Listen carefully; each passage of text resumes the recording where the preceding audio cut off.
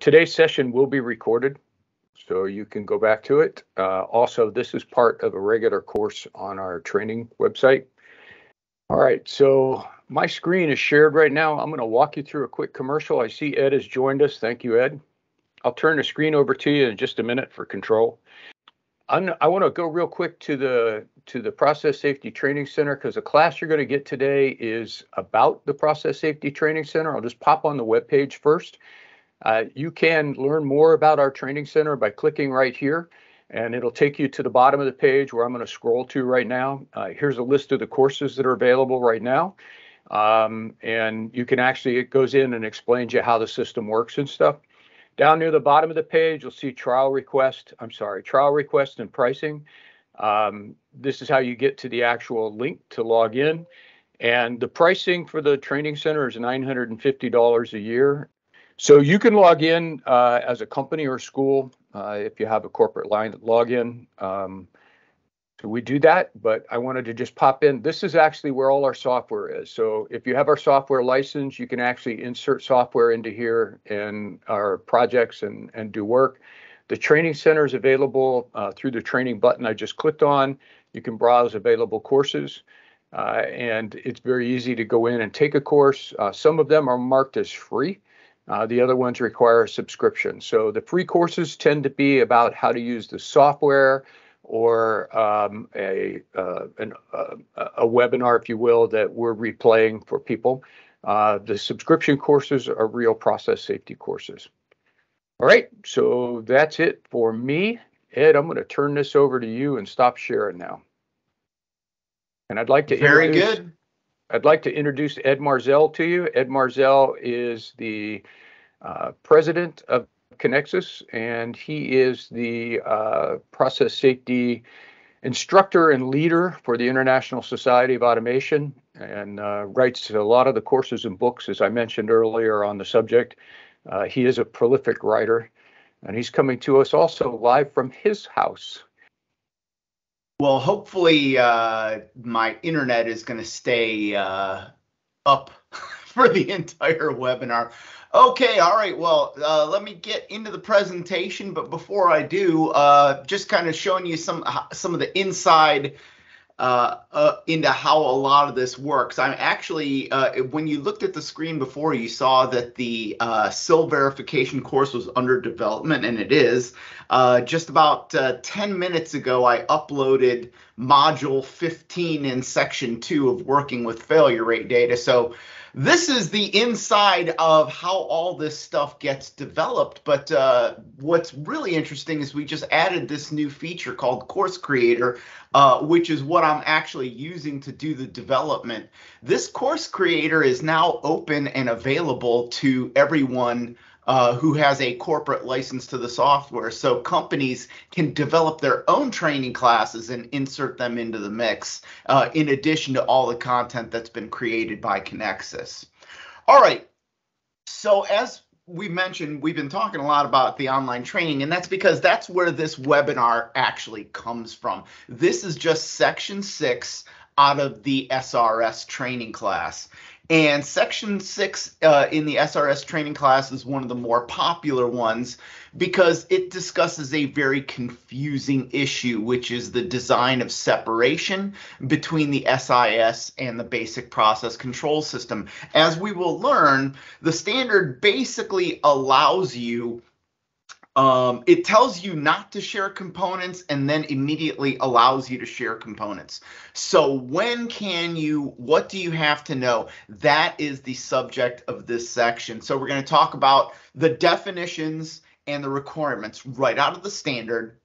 Then we're going to go into the assessment of independence, because some sharing is allowable on its face. Other sharing needs to be justified, and you'll see it needs to be justified quantitatively. So we're going to assess independence. Then we're going to talk about dangerous failure rate of shared components. That's when we start looking at sharing components and justifying that it's okay to do so. And then there's a little bit of additional stuff that I'll kind of gloss over as we get to it. new requirements, and I say new requirements, they're about 4 years old, related to using a single logic solver in multiple safety instrumented functions. And then we'll finish up with a separation workflow that kind of goes into how you would do this design attribute of your SRS using the Connexus Vertigo software. All right. Let's begin with some definitions. So first off, definitions related to common cause. So we have common cause failures, which are concurrent failures of different devices resulting from a single event where the failures are not consequences of each other. And separation, the whole concept of separation is intended to reduce and or eliminate those common cause failures between multiple different independent protection layers or multiple different aspects of a layer of protection analysis, a LOPA scenario. The standard also talks about common mode failures, which would be concurrent failures, failures that happen at the same time of different devices characterized by the same failure mode. So it was the same stressor that caused the devices to fail. In terms of requirements, in 10.3, and we all know that 10.3 is the laundry list of SRS requirements, it says that you need to document requirements to identify and take account of common cause. And then we'll get into clause 11. So 11 is my favorite clause of the standard because that's where a lot of the prescriptive detailed design requirements exist.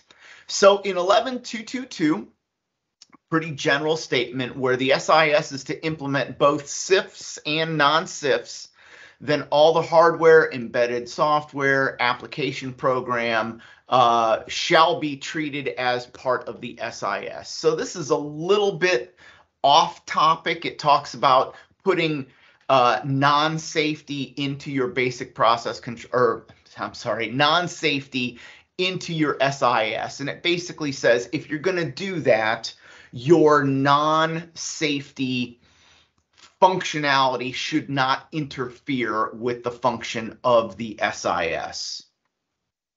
Okay, 11.2.4 says that if you don't want your BPCS to be an SIS, which we always do not recommend, then you're going to want to have your SIS be separate and independent from the BPCS.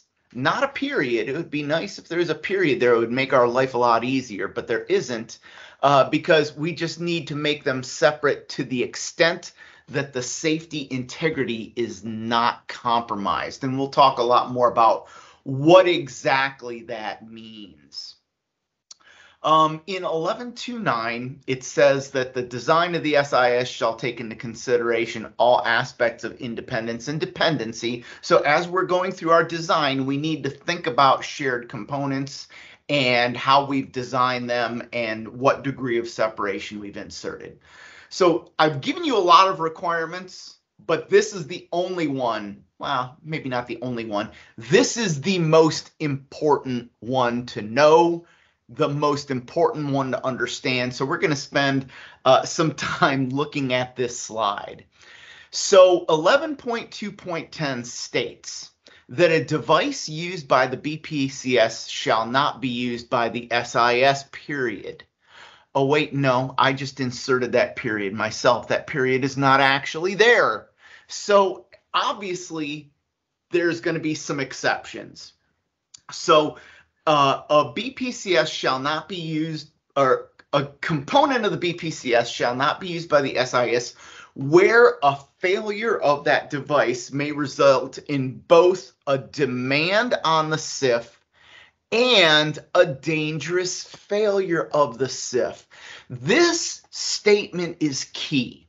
What we're really concerned about is if I have a single component and that component fails and that failure places a demand on a safety function that now can no longer operate because, well, it failed, That's a problem. So this is key. We're looking for a single point of failure. We're looking for a component where the failure creates a demand and prevents you from being able to respond to the demand. That is the failure that we're concerned with. But even then, we don't have a period, we have a comma. Because even in that case, you're still going to be allowed to share. But if you want to share at this point in time, you need to do an analysis to confirm that the overall risk is acceptable.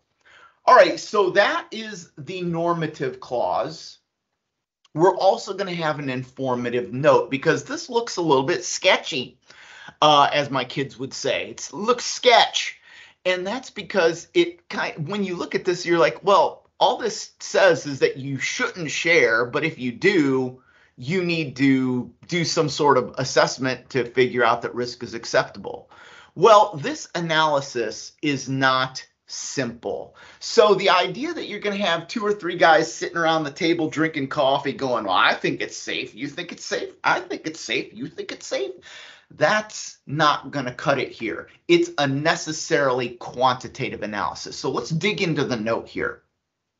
What the note is saying is that when a part of the safety system is also used for control purposes and a dangerous failure of the common equipment causes a demand and prevents the safety function from not working, a new risk is introduced. We basically now have a continuous mode failure as part of our shutdown system, because as soon as that device fails, it places a demand on the shutdown system, and you know the shutdown system is not going to be able to respond to it. So essentially, as soon as that failure occurs, you're going to have a consequence. And because it is effectively continuous mode, the risk is now entirely dependent on the dangerous failure rate of that shared component. Whenever that shared component fails, you have a consequence. So now we're in continuous mode. We need to be concerned with how frequently that device fails. Now, when we do the initial analysis, what we're really concerned about, this additional analysis that we talked about up here, is we want to make sure that the dangerous failure rate of the shared devices is sufficiently low. So we're basically effectively doing a continuous mode SIL selection, SIL verification of that shared component to demonstrate that that sharing is going to be acceptable. Okay, so that's the requirement. Now, let's go into some examples and do a little bit of digging, kind of give you a little bit of a workflow. So the first thing you need to do is assess whether your shared components whether there is sufficient independence between the components.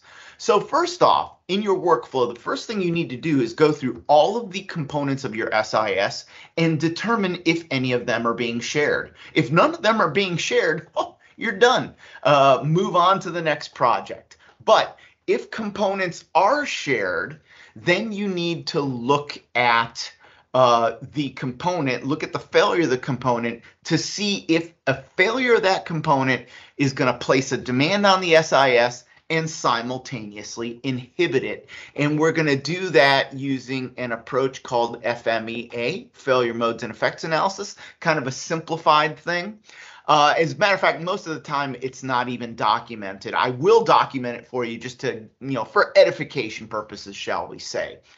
All right, so if you have a shared component and it cannot place a demand on the SIS and inhibit the SIS, you're allowed to use it without any further analysis or documentation.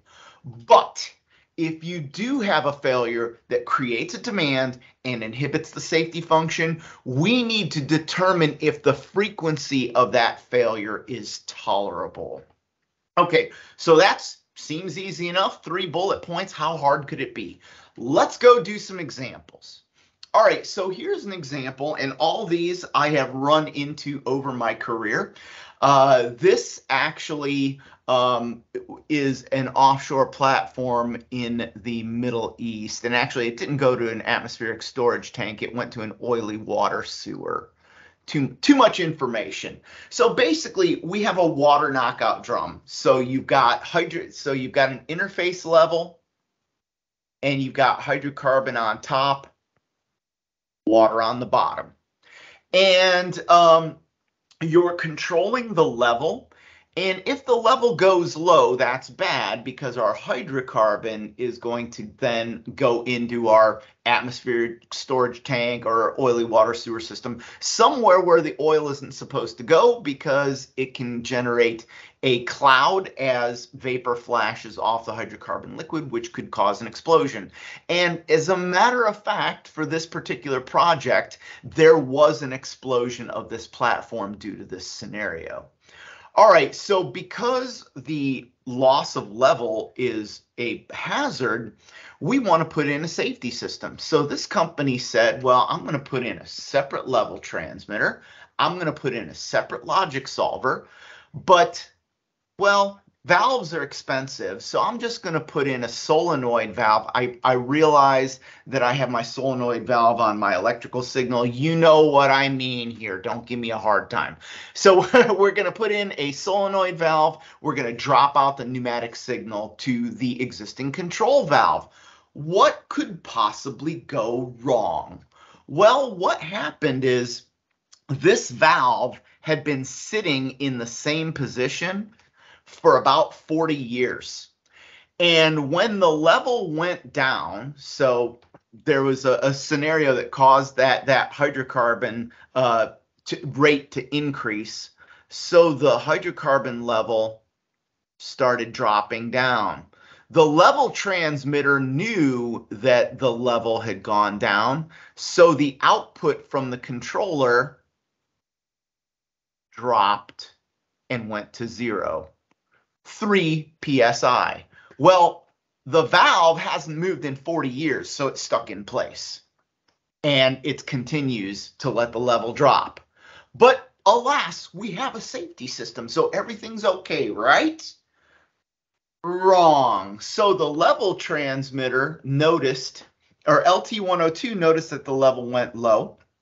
The safety system said, hey, level's low. Solenoid valve de-energizes, and now the air pressure dropped from 3 psi to 0 psi, but the valve has not moved in 40 years, and it's not going to move now. So eventually we get hydrocarbon out to our atmospheric storage tank, and we have our explosion.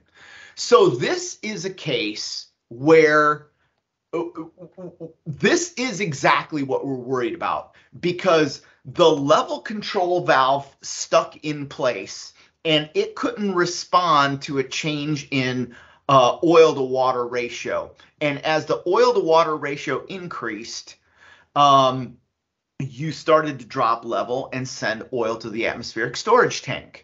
So there is a failure of the component that placed a demand on the safety function. And since that component is part of the safety function couldn't work either. So this is what we don't want. And how we make this determination is, if we have a shared component, we could do a failure modes and effects analysis. And in this case, the failure modes being it fails open, it fails closed, it fails in place. There was even, I don't know if you noticed it, a bypass valve here that if it's left in the open position, that's going to cause this same failure. So for each of those failure modes, we determine what the effect is, what safeguards we have available, and determine whether or not it is a single point of failure. And in this case, 3 of the failure modes result in a single point of failure that the standard tells you that you shouldn't have, you don't want to have. It's of special concern. So in this particular case, we redesigned the process to make your safety function completely independent from your basic process control function by adding in this additional valve. So if you run into a problem, one of the design options is always to just make everything independent. But now, why does the standard talk about this? Why does it give you the option? Well, in some cases, it's okay to use a BPCS component as part of your safety function. So what you're looking at here, those of you in the refining or upgrading businesses might recognize this. This is the anti-backflow shutdown that's going to be present on every hydrotreater or heavy oil hydrotreater, every hydrocracker. So in this system, we have a feed surge drum that's going to be running at about 50 psi, and we have a reactor circuit that's going to be running somewhere between 1000 and 2000 psi, and we need to pump our feed into that high pressure reactor circuit. Now, the hazard that we have here is if this pump fails, now I've got 2000 psi worth of reactor circuit that desperately wants to go backwards into this 50 psi feed drum. So we need to prevent that backflow. And you're going to get some non-SIS safeguards like this double check valve system, but you're also going to get a low flow shutdown. Now, most of the time, this, I would say for 90% of the times I've analyzed this is going to be a SIL 2 safety function because you don't have operator response. The only protection layer you have are those check valves, and we all know how well check valves work. Now, so the most common design for this safety function is to allow the SIS to have a dedicated shutoff valve, but it is also going to drop out the BPCS valve. So we consider those two valves in a 1 out of 2 vote to be part of the safety instrumented function. So the question on the table here is it okay to consider that flow valve to be part of the safety function? And the answer is yes, because it doesn't violate that constraint of a failure that places a demand on the SIF and prevents it from working. For this case, if the valve fails open, as long as the pump's running, there's no consequence. If the if the valve fails closed, that's not going to cause backflow either. That's going to deadhead the pump, which is an entirely separate issue. But basically, when you look at FV11, its failure cannot cause a backflow. Therefore, it doesn't place a demand on the SIF, and as a result, you are allowed to use it as part of the safety instrumented function, even though its primary purpose is for basic process control. Okay, so that's just one example of, sight unseen, yes, we can share this component because its failure will not place a demand on the safety function. All right, let's look at another example because now I am going to work my way into where you would want to do some sharing, even though it places a demand on the safety function and simultaneously prevents the safety function from working. Okay, what you're looking at was a refinery in the northeastern United States. Most of you are probably going to be familiar with the fact that when I am putting material through my fired heater, so I have my fired heater here, and I am flowing, in this case, hydrocarbon through the tubes here. So this unit was intended to make gasoline. It was a reformer, which is something that is used. They make a lot more gasoline in the summer when people are driving, and this refinery switches to fuel oil in the winter because up in the northeastern United States, a lot of homes are still heated with fuel oil. So it's kind of a seasonal flow rate.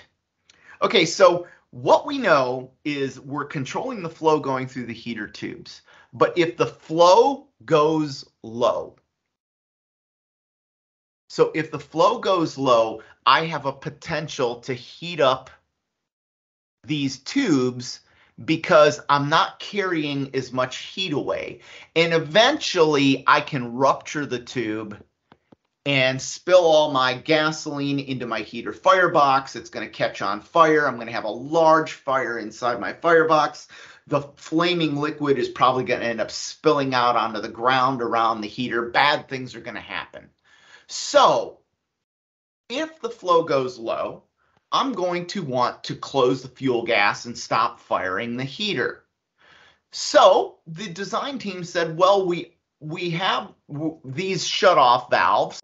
As the design team was going over this scenario, they said, well, we want to shut off fuel gas when the flow goes low. We already have this flow transmitter 101. Let's put in a signal splitter and run that to our DCS, to our SIS, and have it close these two shutoff valves. What could possibly go wrong? Well, let me tell you what went wrong. We're in the northeastern United States where it gets cold, and there's an insulation bag over those taps. Well, in January, the insulation bag fell off, and the taps froze. So basically, whatever pressure was in that differential pressure measurement is going to stay what it is until the thaw. At the same time, the plant called for the set point on the flow controller to go down because we don't want to make any more gasoline. We want to start making fuel oil, so we're going to cut rates through this unit. Well, what do you think happened? As the set point changed, once again, the output of the controller starts to drop to try to get to the lower flow rate, but the flow is stuck in position. It is literally frozen in position. Eventually, the flow controller shuts FV101 completely. But hey, we have a low flow shutdown, don't we? Oh, no, we don't, because the same transmitter that caused the flow to go low is the transmitter that we're counting on to bring us to a safe state. So for FT101, it's a single point of failure. The failure places a demand on the shutdown system and also prevents the shutdown system from doing its job. All right. So. All right, Ed, just a minute. We got a question in the chat box. Matthew said, what about sharing the same flange connection tubing you had on FT? And I think it was from a couple slides ago. Is this something? Absolutely. In this case, if you shared the tubing connection, you would have lost all of the transmitters simultaneously. So if you look at the kind of the side view of the flange, at an absolute minimum, you're going to want 2 taps. So I'll explain later because we're going to end up doing a 2 out of 3 vote here in a minute. But you would want your BPCS coming off of one set of taps and your SIS coming off another set of taps. I will actually have more on that question later when I show you what this looks like when we put in 2 out of 3 voting. Thank you. Okay. All right. So what if for some reason, well, we really want only one flow transmitter? How can we justify that? Well, if we want to justify one flow transmitter, we need to do a quantitative analysis to confirm that the overall risk is acceptable. This is necessarily a quantitative exercise, as we saw in the requirement and in the notes. And that's because this single component is essentially a continuous mode safety function. As soon as that failure occurs, you're going to place a demand on the safety system it cannot respond to, and you will have a consequence. So when we look at continuous mode, we know that the frequency of failure of the component has to be so low that it is tolerable. Well, what does that mean? Well, we need to look at the consequence of the event we're trying to protect against and determine its tolerable frequency. So going back to LOPA, you'll have a target maximum event likelihood for this consequence. Well, the failure rate of that component needs to be less than the TMEL. So now let's say our TMEL was 1 in 1,000 years because it's a serious injury type of event. Well, I don't know of any single pressure transmitter that the mean time to failure is 1,000 years. So mean time to fail, dangerous, undetected, maybe 100 years, 110 years, mean time to fail, DU. So the failure in this case is occurring more frequently than is acceptable. So we cannot do this with a single pressure transmitter. But what if we did this instead? And now, Matthew, these three, I drew this connection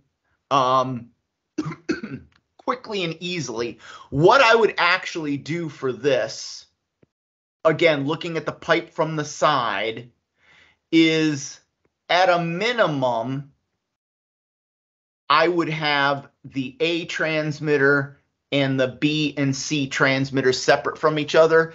Optimally, I wish I could figure out how to erase. We're going to want even a third set of taps so that the A, the B, and the C all have separate taps coming off of that pipe flange. That's optimal, because as we saw, if all three of the transmitters came off of the same tap and the insulation bag fell off, all three of them would have been frozen. All right, so in this configuration, we're using 3 transmitters in a 2 out of 3 vote.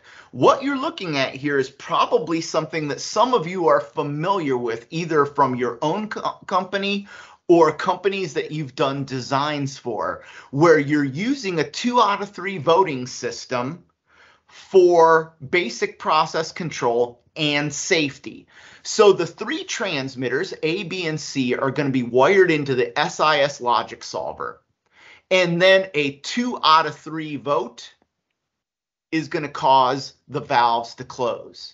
But also the SIS logic solver is sending a middle of 3 back to the flow controller, and that back to the BPCS, usually a hardwired signal, and that same item is being used for control.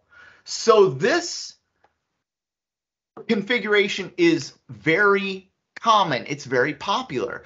But if you look at it, this 2 out of 3 voting system meets the statements in the standard for something you want to avoid. So if this 2 out of 3 vote fails, it will place a demand on the safety function and simultaneously prevent you from being able to respond to the demand. You could also say the same exact thing about the SIS logic solver. If there's a dangerous undetected failure, it can place a demand on the safety function and simultaneously prevent the safety function from being able to respond. So if you look at the standard just in terms of the qualitative terms, this is still something we want to avoid. So how can people justify doing it? Well, you need to assess the failure rate. So basically, Ed, yes. Ed, before you get into this one, there was an added on question from Oscar. Is it possible if it is a clean service, both with the remote seal? Okay, so in terms of this shared taps, this is something that you really have to use your engineering judgment on.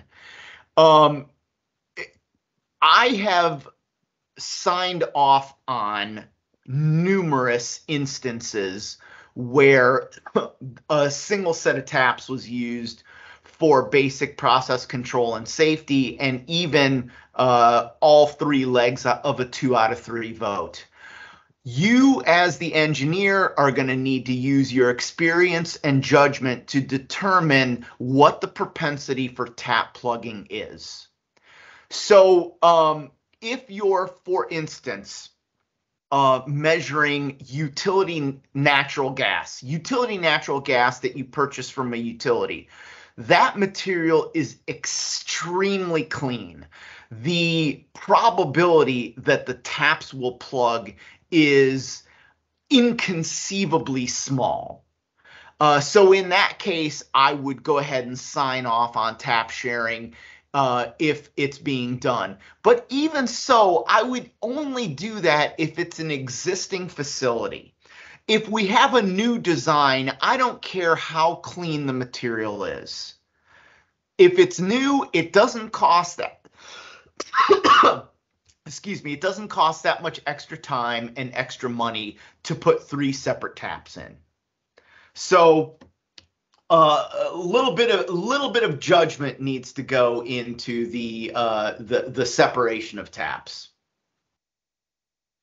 Okay, so for this previous system, we said, well, I want to use this 2 out of 3 vote, but it is a single point of failure that can place a demand on the system and prevent the SIS from working. So now I need to basically show that the frequency of failure of this 2 out of 3 system is lower than the TMEL of the consequence that we're trying to protect against. And I'm doing this with a simple Arbor fault tree. This is in the Connexus Arbor fault tree software.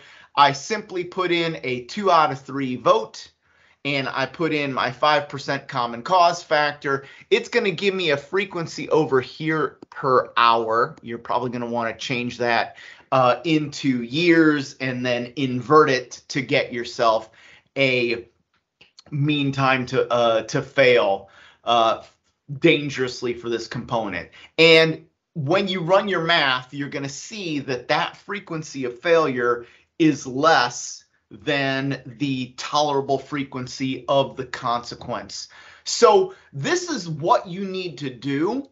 But if you're an engineer and you're running into this situation, you're probably only going to need to do this once. So those companies that use this type of voting arrangement tend to want to use it everywhere in their plant. And you don't need to run a separate fault tree every time you see it. You can run it once, put it in your project file, and then every other time you run into it, you just kind of justify it by going back to the file folder. Okay, so that's kind of looking at shared components and justifying their use even if they are shared. Now, there's a new clause that came in the 2016 version of the IEC standard 9.28, and it's also about sharing. It's a little bit weird, and it says that the risk reduction required for a hazardous event, if the risk reduction required for a hazardous event is allocated to multiple SIFs in a single SIS, then the SIS shall meet the overall risk reduction requirement. What the heck does this mean? So think about it this way. Let's say I have an SIS logic solver, and I've got 3 pressure transmitters that are measuring the same point. And let's further say that I've got 3 valves, XVA, XVB, and XVC. What this clause is saying is that if you have a requirement, so a required risk reduction of 3 orders of magnitude, that basically means you need your pressure measurement through your valve to be SIL 3. What this clause is telling you is that you can't try to define this as safety function A, safety function B, and safety function C, and have each one of these as SIL 1 and then add them up. That's not allowable. And the reason is, if you did that, this logic solver technically could only be required to achieve SIL 1.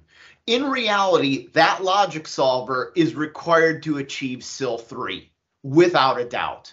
So this is something that, well, you know, basically when the standards committee catches some people playing dirty pool, they will try to rewrite the requirements. So this clause is kind of new, and it basically says 3 SIL 1s does not equal SIL 3 if they go through the same logic solver. If they go through the same logic solver, you have to call it SIL 3.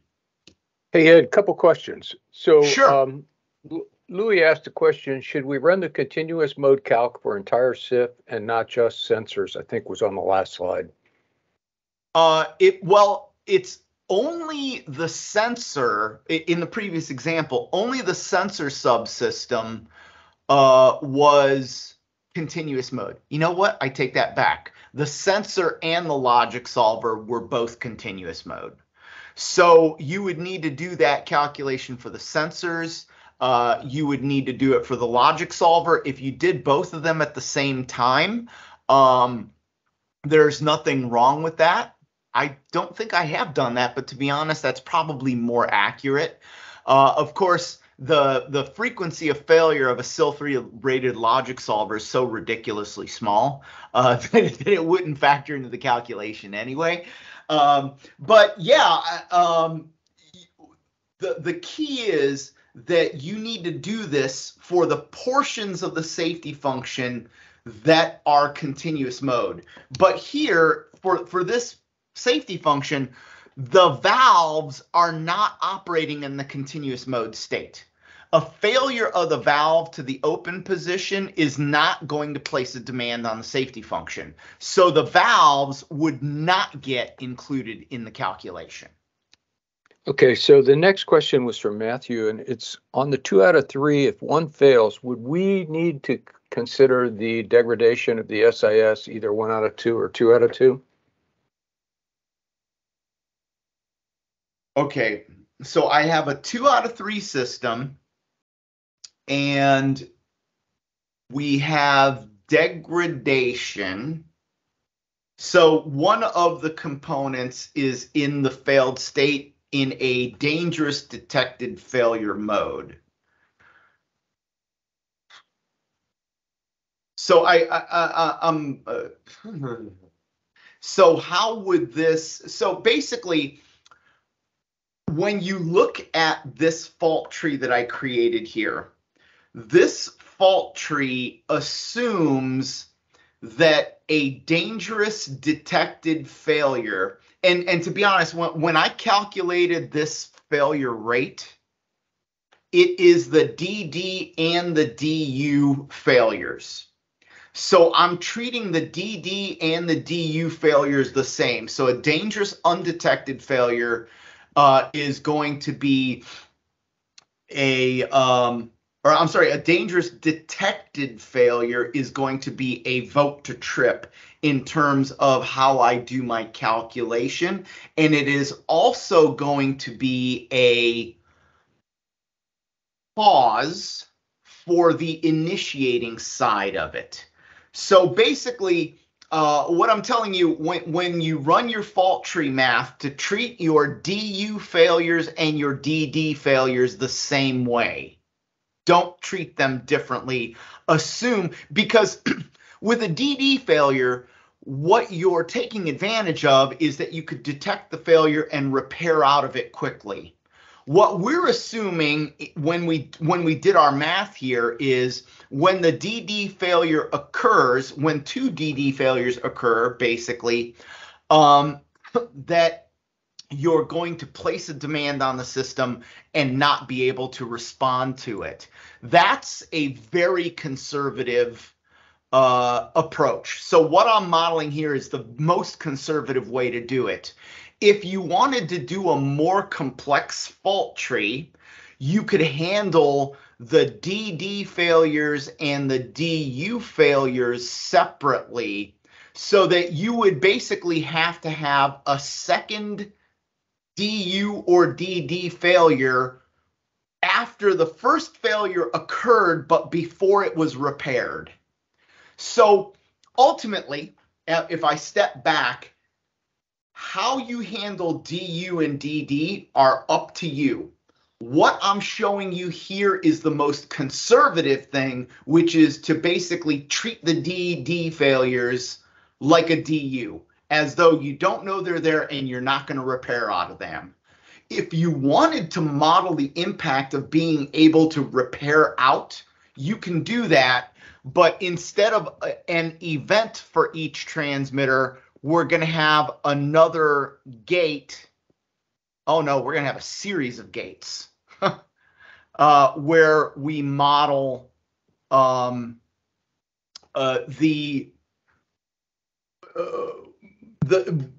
component being in the dangerous failed state and not repaired yet, and then having a second component fail. A lot more complex, but it's doable. And if you're loving fault trees, have at it. That actually sounds like something fun that I would like to do. But my recommendation for your typical project is just kind of do a worst case and treat every failure like a dangerous detected.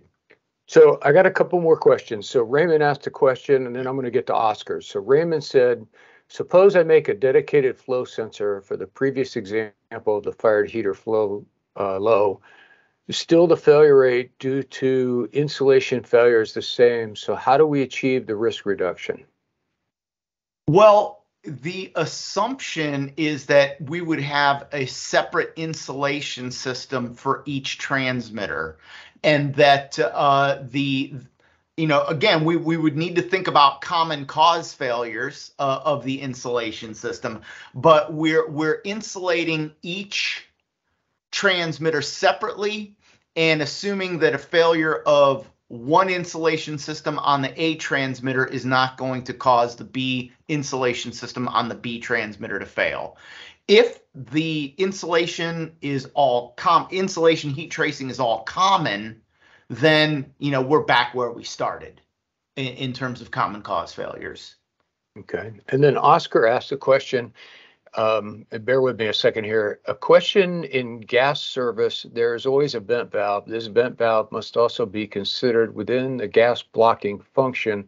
The vent valve should be considered as a secondary action without being within the SIF. That is correct. So you normally have a double block and bleed, double block and vent, whatever you want to call it. I shouldn't say normally. It depends on what your industry is. Some have them. Most have them. Some do not. So what the intention is, is for those two block valves, when those two block valves close, you're going to want to open the bleed valve to bleed off the cavity to a safe location. And the intention there is you're using that double block and bleed to perform a positive seal. You don't want fuel gas leaking through a closed valve into the firebox, which if you don't purge properly and you try to reignite the heater, it can cause an explosion. So you're going to want to have a double block and bleed valve. Now, this bleed valve that I just drew in down at the bottom here, if it doesn't open when the two valves close, that's not going to prevent the safety function from getting to a safe state. Its failure to open could result in a leakage of fuel gas into the firebox. If you're leaking through A, you pressure up the cavity and leak through B, and you don't do a proper purge on the firebox, now that failure to open up and vent and create that positive seal can become an issue. But the key that I agree completely on is you would not include that action to open the bleed as part of the safety function for this scenario for sure, and most of the other scenarios related to the fired heater shutdown. I agree. All right, that's it for now. Thanks, Ed. Okay. All right. Just kind of hitting the last of the requirements. 1123 states that if you have a safety function or a safety system implementing SIF of different safety integrity levels, then any shared components, any shared software, application program, whatever, that needs to be designed to whatever the highest SIL of that component is shared in. So if I have a transmitter that's part of a SIL 1 function and a SIL 2 function, you need to meet the requirements of SIL 2 for that transmitter because it is the highest of all of them. Okay, so going into workflow. Wait, before you get into this one, another question. Sure, no problem.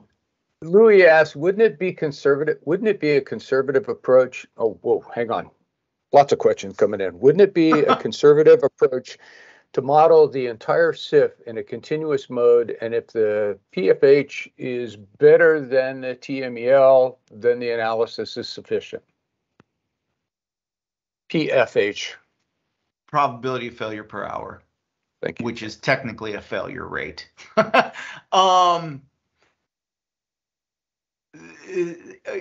Would that be more conservative? Absolutely. Is that going to result in you buying a lot more valve than you need? Absolutely. So going back here, what we're sharing is the transmitter. So we're concerned about failure of the transmitter, placing a demand on the safety function and preventing it from operating. The valves cannot cause the consequence. So if we include the valves, and as we all know, probably greater than 95% of the PFD of the safety function is on the valves. If we include the failure frequency of the valves into our continuous mode calculation, the failure rate is going to be closer to 1 in 50. So how many valves are we going to need to get the failure rate over 1 in 1,000? 3, 4, 5, 6? Is it even possible if we put a 5% common cause factor on failure of the valves, we're never going to be able to get to the TMEL. So is it more conservative to look at the entire loop in continuous mode? Sure. Is it practical? I think it will put you into a trap where you will not be able to design a safety function that's going to be able to achieve your target. All right, Ed, I think maybe you need to turn the chat box on and read the next one for Matthew, the last one on the list. Okay. It's a pretty complicated question, and I don't want to mess it up. Absolutely. Let's get the... Okay. When having multiple SIF in a SIS certified to SIL 3, the max achievable SIL would be SIL 3. Absolutely. You're constrained by your components. If your component is only capable of achieving a SIL 3, then that's as high as you're going to be able to get. In our plant, we often have one magic, oh, I love magic trips, called plant shutdown, where a vast majority of initial elements of the SIF end up to trigger. Okay, so this would be a safety function where you're basically just going to shut your plant down based on a lot of the initial elements, which is not uncommon because if you shut down one portion of the plant can't run, so just go ahead and shut the whole thing down. That's not uncommon at all. This trip has a lot of final elements. Agreed. And depending on the scenario, only a portion of it is really specific to it. Do you see any issue with the demand of this trip? And I'm looking to demonstrate the independence among the SIFs. Okay, this is a topic that actually comes up in the SIL verification training class that I'm working on right now in the definition of safety instrumented functions. This general large magic trip that you're talking about technically is a collection of multiple SIFs. So when you're doing your risk analysis for any particular scenario, you need to, and when you look at the functions, you look at a cause and effect diagram, one transmitter might activate every final element in your plant. But from a perspective of the SIL verification calculations, you only need to look at the subset of final elements that actually return your plant to the safe state. So, and all of the other ones, you can call them secondary actions, you can call them auxiliary actions. They don't go into the SIL verification calculation. It's only the portion that is specific to the hazard that your LOPA scenario is intended to protect against that you need to actually run the model. My issue with that type of safety function is if you have a long list of inputs and a long list of outputs, if you look at, go ahead and if you go back to the LOPA book, that protection layer is not specific. And you would need to redefine it to be specific to what you're looking at. So that's a little bit of a tricky area. So Matthew, I know that this is a tricky subject, and since Matthew is a power user of our software, I will tell you, send me a separate email. If you want to talk about this more, send me a separate email and we will have a discussion specific to your plant and specific to what you're looking about if I haven't answered your question sufficiently. But yeah, kind of going back to the bottom line, it has to be specific. And when it's specific, you only include the final elements that are actually required to take the action. All right. Okay, so where was I? Okay, I was going to the design of separation. So, all right, so we're going now kind of into the workflow. So when I'm in the process of developing my safety requirement specs, if I'm in Vertigo, as you all should be, the first thing you're going to need to do is set a general requirement. So we'll put in a general requirement that reads kind of like what you have on the screen that says, in general, I'm not going to share. But you might also have some language like unless otherwise specified, because on a case-by-case basis, you might want to do some sharing.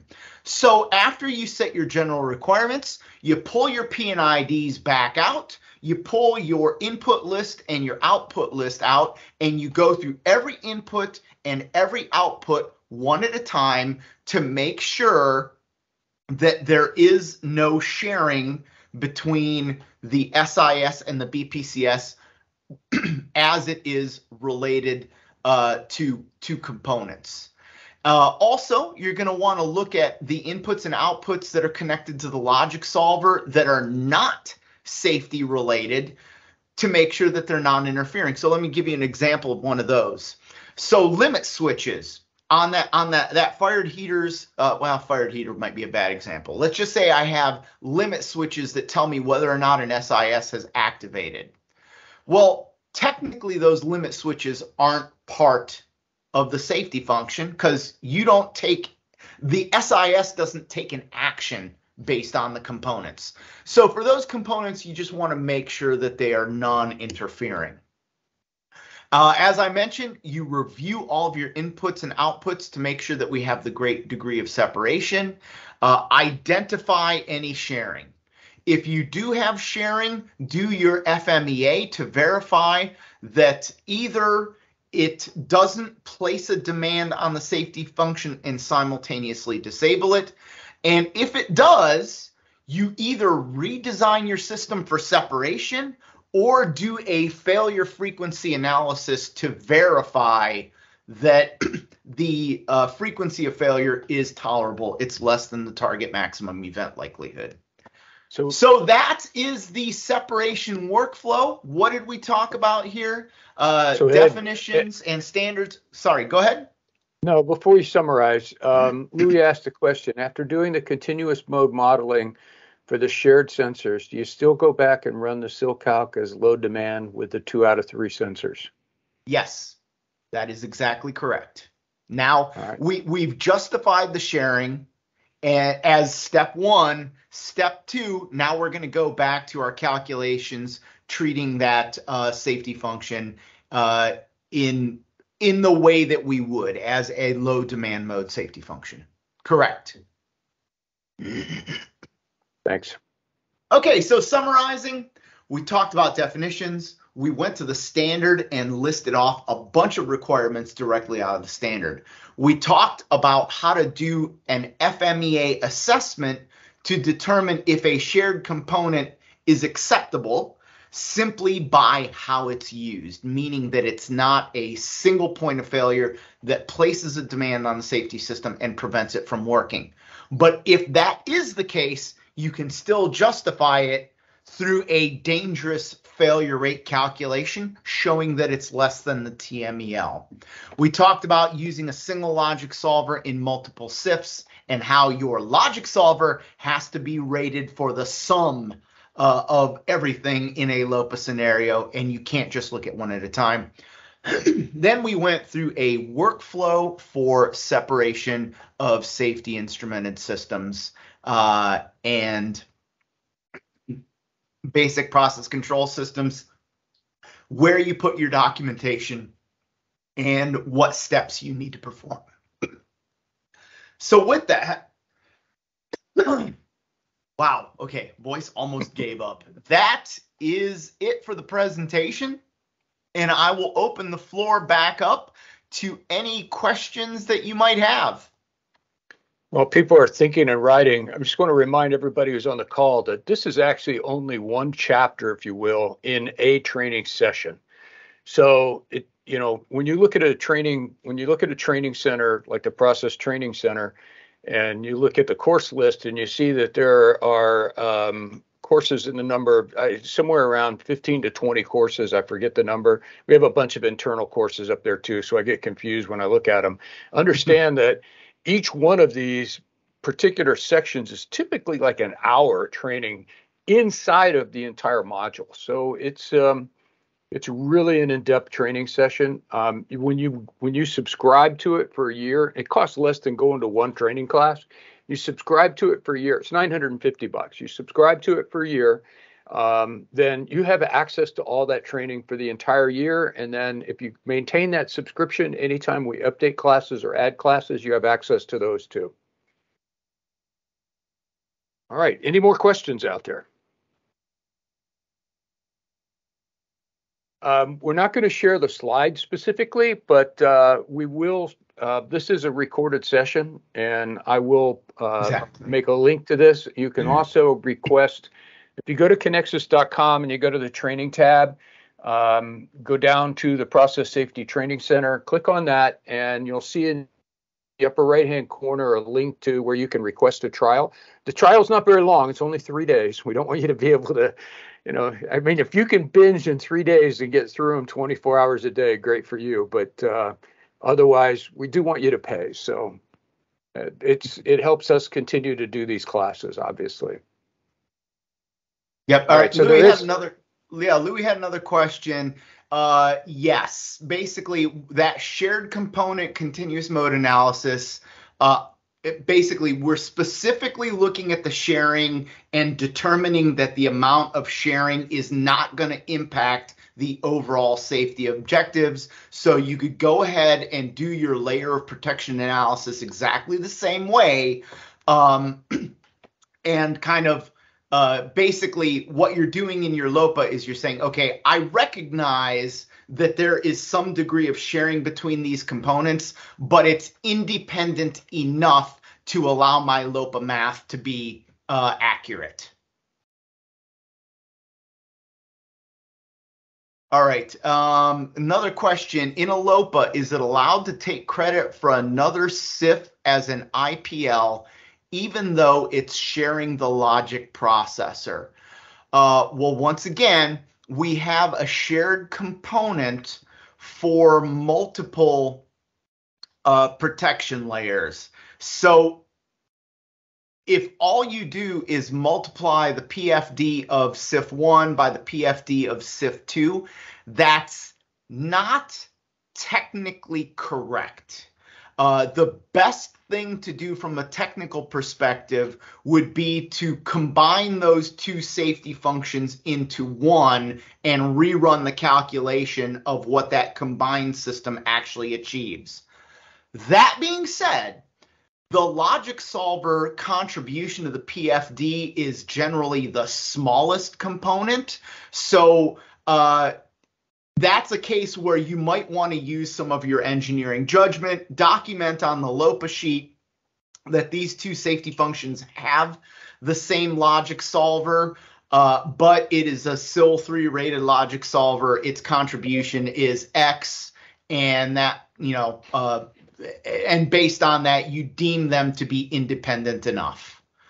So that it's up to you. If you want to be completely technically correct, you can rerun a calculation that combines both of them, or you can use your gut feel and judgment to say that the logic solver contribution is very small and it's independent enough.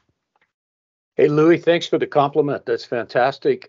Anytime everybody sticks around for this long, we know we pretty much nailed it. So it sounds like a lot of you guys are very qualified in this area. And as always, you're welcome to contact us either through the website, like I showed you. I did post Ed's email in the chat box, his email address. So, and Ed's pretty good about getting back to people. So we'll do the best we can either way. If you go on the contact sheet or you respond to the meeting notice, you'll be talking to me directly, and I'll take care of that for you. So, and if it's something Ed has to answer, I'll ping Ed for it too. So thanks a lot, everybody. Appreciate the time. Appreciate your input, Ed. And you're getting a lot of attaboys here. I'm impressed. It's a topic that doesn't get the attention it deserves. Very good. Hey, John, that's a fantastic comment. Making the muddy clear. It is confusing. Okay, thank you very much for attending today. I hope this was worth your time. If you have any questions at all, feel free to go to www.kenexis.com and use the contact form and submit it to us. Thanks. Bye-bye.